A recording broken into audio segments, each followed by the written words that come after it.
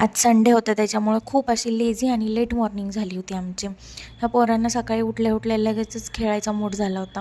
तोपर्यंत मी पण ब्रेकफास्ट बनवून घेतला. आमच्यासाठी आज सँडविच बनवलं होतं आणि चिकूसाठी सेरलॅक बनवलं होतं.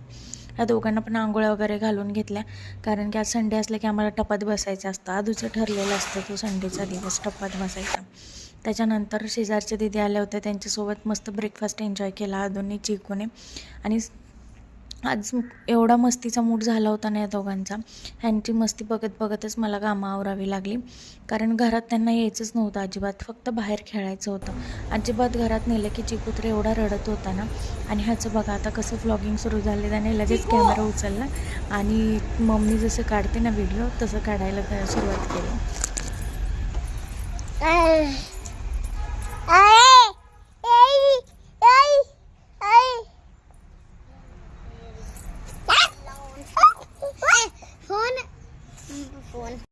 त्यानंतर पप्पा आले की डबल मस्ती सुरू होते.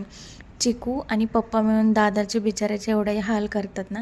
आणि आज भाऊजींनी सांगितलेलं आज संडेचा मी फक्त आराम करणार आहे, त्याच्यामुळे बाप लेकांनी छान झोपून घेतला. मी पण तोपर्यंत छान माझा लंच एन्जॉय केला.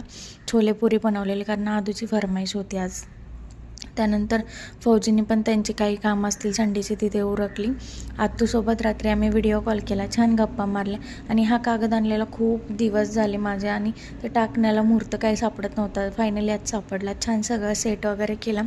तोपर्यंत फौजी आणि दादा पण आले होते ड्युटीवर, त्याच्यामुळे आम्हाला खूप आनंद झाला होता. जेवायचं चाललेलं पण जेवायलासुद्धा मूड नव्हतं मग आम्हाला.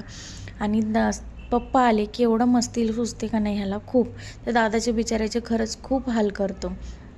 त्याला मस्ती करायची असते आणि दादाला झोपायचं असतं. असा काहीच आम्ही संडे एन्जॉय केला. बाय.